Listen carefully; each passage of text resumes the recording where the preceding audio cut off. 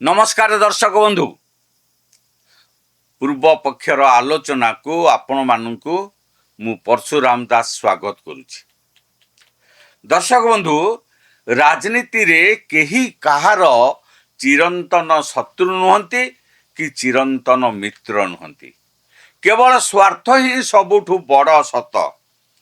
आउ आज ओडिशा राजनीति रु एमिति एक बड़ चर्चा सामना को आसी जहाँ शुणिले आपण माने भी आश्चर्य होइजिवे।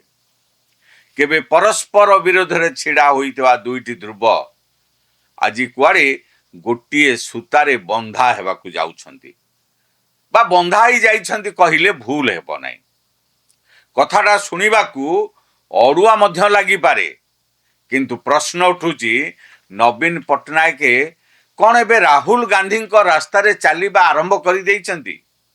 कांग्रेस जो रणनीति दिल्ली रे चली थिला सेही रणनीति कौन एबे ओडिशा विधानसभा रे आगामी दिन रे देखिबा को मिलिबो। राज्य राजनीति रे एबे गोटिए प्रसंग सबुठारु सरगरम होई उठिछि। ताहाला खनि ओ खनिज पदार्थ संशोधन आईन 2026 बा एमएमडीआर एक्ट अमेंडमेंट बिल 2026। यही आईन को नहीं एबे ओडिशार दुई प्रमुख विरोधी दल बिजु जनता दल एवं कांग्रेस शासन क्षमतार थिबा बीजेपी को घेरिबा पाई पूरा जोर शोर रे प्रस्तुति चलाइछंती। किंतु परदा पछर असल कहानी कौन, कहीं यही दुई दल एते उत्साहित आउ ये उत्साह पछरे कहार अलिखित निर्देश रही। आज पॉलिटिकल भागवत रे आमे यार परस्त परे परस्त खोलिबा। पूरा भिडियोटी को शेष पर्यंत निश्चय देखंतु। आपण माने देखुतांतु पूर्व पक्ष। मोर आपण मानक अनुरोध आम चैनल को लाइक करंतु, सब्सक्राइब करंतु आ बंधु मानक सहित अधिक रु अधिक शेयर मध्यम करंतु।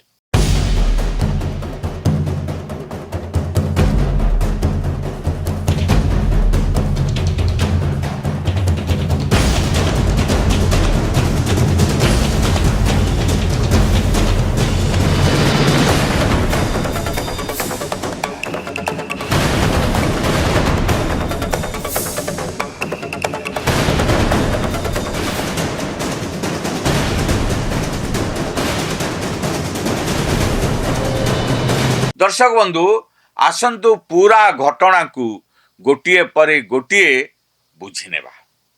केंद्र सरकार निकटरे संसद रे खनि और खनिज पदार्थ संशोधन बिल 2026 पास कराई याको आईन रे परिणत करि सारिछंती। एही आईन आसीबा परे राज्य बीजेपी सरकार को बदनाम करिबा एवं कोण ठेसा करिबा पाई तथा राज्य विरोधी बोली प्रमाणित करिबा पाई विरोधी कांग्रेस एवं बीजेडी एवं मैदान को एकाठी ओल्लैछंती।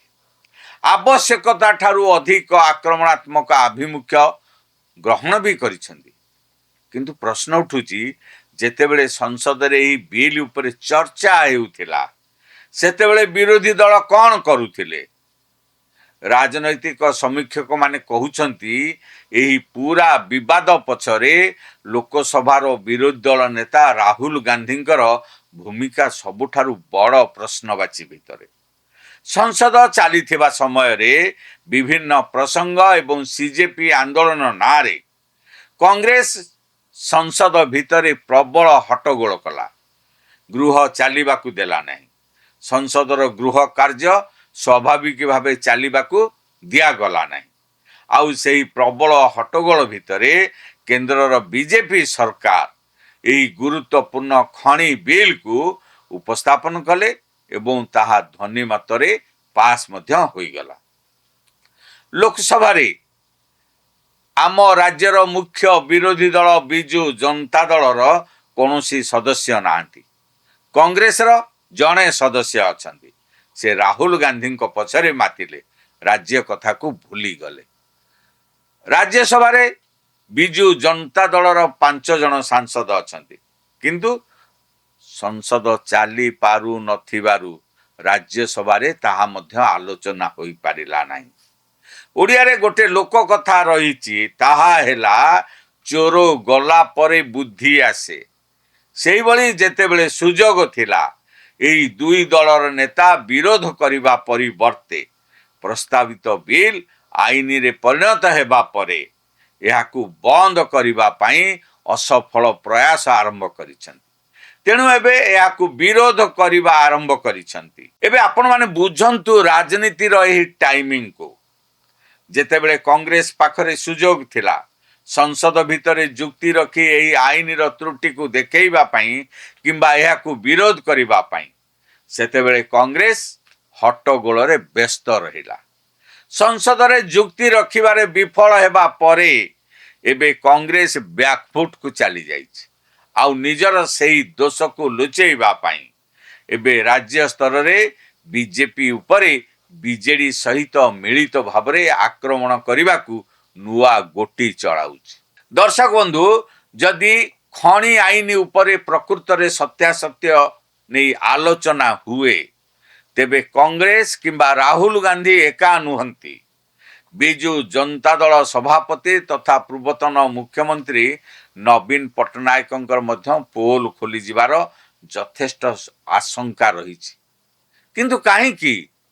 ଏଥିପାଇଁ ଆସନ୍ତୁ ଟିକେ ପଛକୁ ଫେରିଯିବା। ଆପଣମାନେ ମନେ ପକାନ୍ତୁ, 2014 ମସିହାରେ କେନ୍ଦ୍ରରେ ବିଜେପି କ୍ଷମତାକୁ ଆସିଲା। ଆଉ ଏହା ପୂର୍ବରୁ ଓଡ଼ିଶା ସମେତ ଆଇରନ୍ ଓର୍ ଥିବା ରାଜ୍ୟଗୁଡ଼ିକରେ ଆଇରନ୍ ଓର୍ ଚୋରି ନେଇ ତଦନ୍ତ ବି ଚାଲିଥିଲା। ଏମ୍ବି ଶାହା କମିଶନ ଏହା ଉପରେ ତଦନ୍ତ କରି ଯେଉଁ ରିପୋର୍ଟ ଦେଇଥିଲେ, ସମ୍ପୃକ୍ତ ରାଜ୍ୟଗୁଡ଼ିକରେ କ୍ଷମତାସୀନ ଥିବା ସରକାର ବିରୋଧରେ ଥିଲା। ଆଉ ଏଥିପାଇଁ 2014ରୁ 2025 ମଧ୍ୟରେ ପ୍ରାୟ 11 ବର୍ଷ ଭିତରେ କେନ୍ଦ୍ରରେ କ୍ଷମତାସୀନ ଥିବା ବିଜେପି ସରକାର ଖଣି ଓ ଖଣିଜ ପଦାର୍ଥ ଆଇନକୁ ପାଖାପାଖି 5 ଥର ସଂଶୋଧନ କରିସାରିଛନ୍ତି। ଏହି ସଂଶୋଧନ ଗୁଡ଼ିକ ଜରିଆରେ କ'ଣ ହେଲା? ରାଜ୍ୟ ସରକାରଙ୍କ ପାଖରେ ଥିବା ପିଏଲ୍ ଲାଇସେନ୍ସ ପ୍ରଦାନ, ଖଣି ଲିଜ୍ ଦେବା ଏବଂ ଖଣି ଲିଜ୍ ଯାହାକି ଏକ୍ସପାୟାରି ହୋଇଯାଏ ତାକୁ ନବୀକରଣ କରିବାର ଯେଉଁ ଏକଚାଟିଆ କ୍ଷମତା ଥିଲା, ତାହାକୁ କେନ୍ଦ୍ର ସରକାର ପ୍ରତ୍ୟାହାର କରିନେଇ ନିଜ ହାତକୁ ନେଇଗଲେ। ଅର୍ଥାତ୍ ରାଜ୍ୟର ଅଧିକାର ଧୀରେ ଧୀରେ କ୍ଷୁର୍ଣ୍ଣ ହୋଇଗଲା। କିନ୍ତୁ ସବୁଠୁ ବଡ଼ ଆଶ୍ଚର୍ଯ୍ୟର କଥା ହେଉଛି, ସେହି ସମୟରେ ଓଡ଼ିଶାରେ କ୍ଷମତାରେ କିଏ ଥିଲେ? ଉତ୍ତର ହେଲା ନବୀନ ପଟ୍ଟନାୟକ। ସେତେବେଳେ ରାଜ୍ୟର ମୁଖ୍ୟମନ୍ତ୍ରୀ ଥିଲେ ନବୀନ ପଟ୍ଟନାୟକ। ଯେତେବେଳେ ଖଣି ଓ ଖଣିଜ ଆଇନରେ ଗୋଟିଏ ପରେ ଗୋଟିଏ ସଂଶୋଧନ ହେଉଥିଲା, ସେତେବେଳେ ବିଜୁ ଜନତା ଦଳ ଓ ନବୀନ ପଟ୍ଟନାୟକଙ୍କ ସରକାର କାହିଁକି ନୀରବ ଥିଲା? ଓଡ଼ିଶାର ଖଣିଜ ସମ୍ପଦ ଉପରେ ରାଜ୍ୟର ଅଧିକାର ସଂକୁଚିତ ହେଉଥିବା ବେଳେ ନବୀନ ସରକାର କାହିଁକି ଜୋରଦାର ପ୍ରତିବାଦ କରିନଥିଲେ? ରାଜନୈତିକ ମହଲରେ ଏହା ସର୍ବବିଦିତ ଯେ ରାଜ୍ୟରେ ହୋଇଥିବା ବହୁ ଚର୍ଚ୍ଚିତ ଖଣି ଦୁର୍ନୀତି ଏବଂ ଏହାର ସିବିଆଇ ତଦନ୍ତ ଭୟରେ ହିଁ ତତ୍କାଳୀନ ବିଜେଡି ସରକାର କେନ୍ଦ୍ର ବିରୋଧରେ ମୁହଁ ଖୋଲିବାକୁ ସାହସ କରିପାରୁନଥିଲେ। କେନ୍ଦ୍ର ସହିତ ଏକ ପ୍ରକାର ସହଯୋଗୀ ମନୋଭାବ ରଖି ଚାଲିଥିଲେ। ଆଉ ଅନ୍ୟପଟେ ରାହୁଲ ଗାନ୍ଧୀ ମଧ୍ୟ ସଂସଦରେ ଏହି ପ୍ରସଙ୍ଗ ଗୁଡ଼ିକ ଉପରେ ଉପଯୁକ୍ତ ସମୟରେ ଗଠନମୂଳକ ଆଲୋଚନା ନ କରି କେବଳ ରାଜନୈତିକ ବୟାନବାଜିରେ ସୀମିତ ରହିଥିଲେ। ତେଣୁ ଆଜି ଯେତେବେଳେ ଏହି ନୂଆ 2026 ସଂଶୋଧନ ଆଇନକୁ ନେଇ କଥା ଉଠୁଛି, ସେତେବେଳେ ଶାସକ ବିଜେପି ପାଖରେ ଏକାଧିକ ଅସ୍ତ୍ର ରହିଛି। ବିଜେପି ବିଧାନସଭାରେ ସିଧା ପ୍ରଶ୍ନ କରିବ ବିଜୁ ଜନତା ଦଳକୁ ଆଉ କଂଗ୍ରେସକୁ, 2014ରୁ 2025 ଭିତରେ ଆପଣମାନେ କ'ଣ କରୁଥିଲେ? ଏବେ ଆସନ୍ତୁ ବୁଝିବା ବିରୋଧୀଙ୍କ ଆଗରେ ପ୍ରକୃତ ସଙ୍କଟ କ'ଣ। ଯଦି ବିଧାନସଭା କିମ୍ବା ସର୍ବସାଧାରଣରେ ଖଣି ଆଇନ ଉପରେ ଏକ ସୁସ୍ଥ ଗଣତାନ୍ତ୍ରିକ ତର୍କ ବିତର୍କ ହୁଏ, ତେବେ ପ୍ରଥମେ କଂଗ୍ରେସକୁ ଜବାବ ଦେବାକୁ ପଡ଼ିବ ଯେ ସଂସଦରେ ଏହି ବିଲ୍ ପାସ୍ ହେବା ବେଳେ ସେମାନେ କେଉଁ ବିକଳ୍ପ ପ୍ରସ୍ତାବ ଦେଇଥିଲେ। ସେମାନେ ଆଲୋଚନାରେ ଭାଗ ନ ନେଇ କାହିଁକି ଗୃହତ୍ୟାଗ କଲେ ବା ହଙ୍ଗାମା କଲେ, ଆଉ ଏବେ କାହିଁକି ଏହା ଉପରେ ଆଲୋଚନା କରିବାକୁ ବସିଛନ୍ତି? ଦ୍ୱିତୀୟତଃ, ଆମ ରାଜ୍ୟର ମୁଖ୍ୟ ବିରୋଧୀ ଦଳ ବିଜୁ ଜନତା ଦଳ ଏବଂ ବିରୋଧୀ ଦଳ ନେତା ନବୀନ ପଟ୍ଟନାୟକଙ୍କୁ ଜବାବ ଦେବାକୁ ପଡ଼ିବ ଯେ ଗତ 10ରୁ 12 ବର୍ଷ ଧରି ରାଜ୍ୟରେ କ୍ଷଣି କ୍ଷମତା କେନ୍ଦ୍ର ହାତକୁ ଚାଲି ଯାଉଥିବା ବେଳେ ସେମାନେ କାହିଁକି ଚୁପ୍ ରହିଥିଲେ? କେଉଁ ଭୟରେ ସେମାନେ ସ୍ୱର ଉତ୍ତୋଳନ କରିବାକୁ ଭୟ କରୁଥିଲେ? ଏହି ଦୁଇଟି ପ୍ରଶ୍ନ ଏମିତି ଯାହାର ସନ୍ତୋଷଜନକ ଉତ୍ତର ନା ବିଜେଡି ପାଖରେ ଅଛି ନା କଂଗ୍ରେସ ପାଖରେ।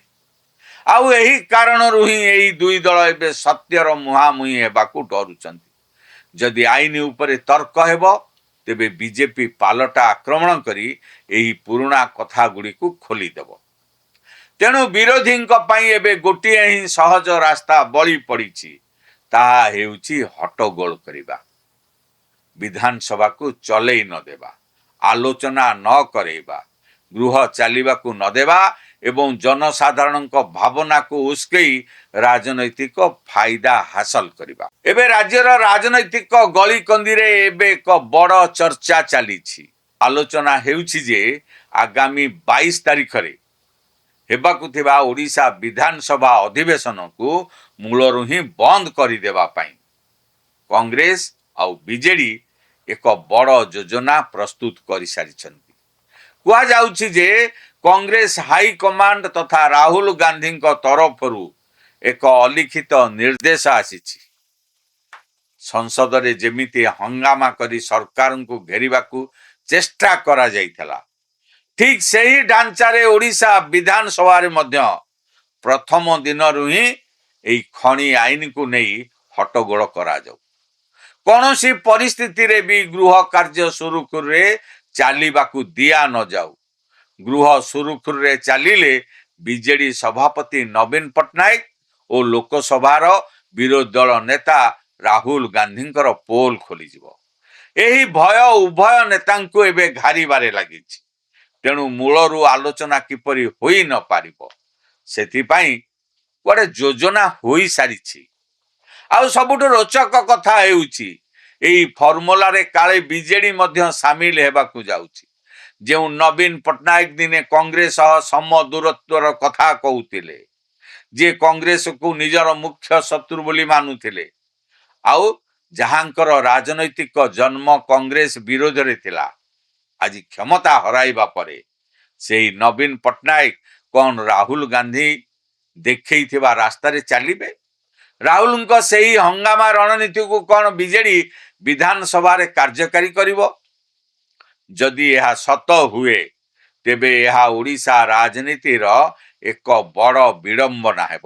ଗଣତନ୍ତ୍ରର ମନ୍ଦିର କୁହାଯାଉଥିବା ବିଧାନସଭାରେ ଯେତେବେଳେ ଲୋକଙ୍କ ସମସ୍ୟା, ରାଜ୍ୟର ବିକାଶ ଏବଂ ଖଣି ନୀତି ଉପରେ ଗମ୍ଭୀର ଚର୍ଚ୍ଚା ହେବା କଥା, ସେତେବେଳେ କେବଳ ନିଜର ଦୋଷ ଦୁର୍ବଳତାକୁ ଲୁଚେଇବା ପାଇଁ ଯଦି ଗୃହକୁ ଅଚଳ କରି ଦିଆଯାଏ ତେବେ ଏଥିରୁ ରାଜ୍ୟବାସୀଙ୍କୁ କ'ଣ ମିଳିବ?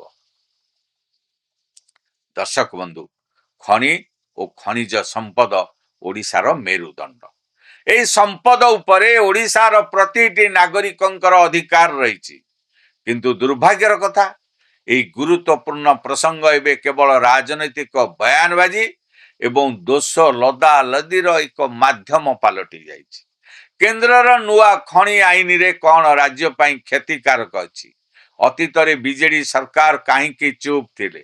ଆଉ କଂଗ୍ରେସ ସଂସଦରେ ଆଲୋଚନା ନ କରି ଏବେ ରାଜ୍ୟରେ କାହିଁକି ହୋହାଲ୍ଲା କରୁଛି? ଏହି ସବୁ ପ୍ରଶ୍ନର ଉତ୍ତର ଓଡ଼ିଶାର ଜନସାଧାରଣ ଜାଣିବାକୁ ଚାହାନ୍ତି।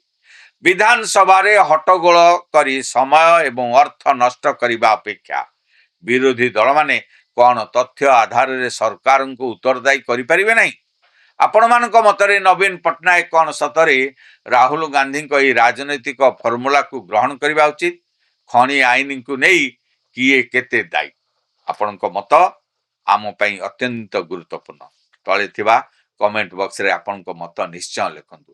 ଭିଡ଼ିଓଟି ଭଲ ଲାଗିଥିଲେ ଏହାକୁ ଲାଇକ୍ କରନ୍ତୁ, ବନ୍ଧୁମାନଙ୍କ ସହିତ ଅଧିକରୁ ଅଧିକ ସେୟାର କରନ୍ତୁ एमिति गुरुत्वपूर्ण राजनैतिक विश्लेषण पाई आम चैनल पूर्व पक्ष को सब्सक्राइब करने पाई भूलंतु नहीं।